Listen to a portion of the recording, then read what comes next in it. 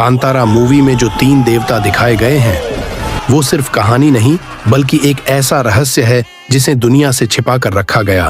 पंजुर्ली देव की कथा कहते हैं बहुत प्राचीन समय में एक वराह देवता के 5 पुत्र हुए थे, पर नियति को कुछ और मंजूर था।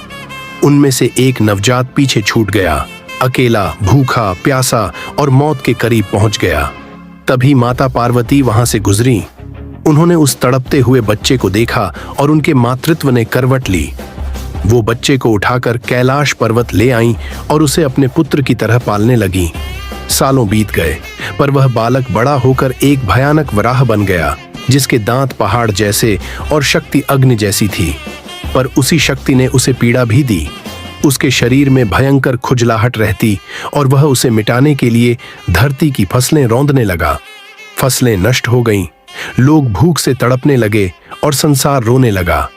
तब भगवान शिव ने यह सब देखा और सृष्टि के कल्याण के लिए उस वराह का वध का निश्चय किया। लेकिन जब माता पार्वती ने सुना कि उनके पुत्र का वध होने वाला है, तो वे शिव के चरणों में गिर पड़ीं। प्रभु, उसका वध मत कीजिए। शिव ने माता की प्रार्थना स्वीकार की। उन्होंने वराह का वध तो नहीं किया, पर कहा, अब तू कैलाश नहीं लौट सकेगा। धरती पर रह और मानवों व उनकी फसलों की रक्षा कर। और तब से वह वराह पंजुर्ली देव कहलाए, धरती की रक्षा करने वाले दैवीय रक्षक। अब आती है कथा गुलिक देव की। एक बार भगवान शिव के गण एक यज्ञ कर रहे थे। उसी यज्ञ की राख से एक पत्थर निकला, जिसे शिव ने आशीर्वाद देकर धरती पर फेंक दिया। और उसी पत्थर से उत्पन्न हुए गुलिक देव। उनका स्वभाव जन्म से ही अग्नि जैसा उग्र था।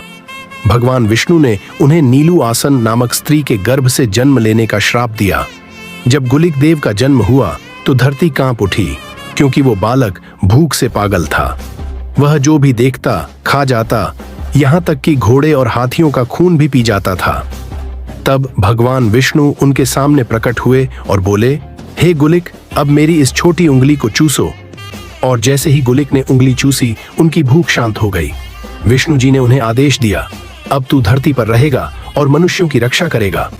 तभी से गुलिक देव धरती के रक्षक देवता बन गए। समय बीतने के साथ दोनों की शक्तियां इतनी बढ़ गईं कि उनके बीच अहंकार की अग्नि जल उठी। एक दिन भयानक युद्ध हुआ। तभी माता पार्वती प्रकट हुई। उन्होंने दोनों को शांत किया और कहा, तुम दोनों भाई हो, धरती तुम्हारी माता है, अब साथ मिलकर उसकी रक्षा करो। तब से पंजुर्ली देव और गुलिक देव धरती पर साथ रहते हैं, और जिनके घर ये दोनों पूजे जाते हैं वहां न तो दुष्ट शक्तियां आती हैं, न ही फसलों का नाश होता है। ऐसे रहस्य के लिए हमारे चैनल को सब्सक्राइब करें।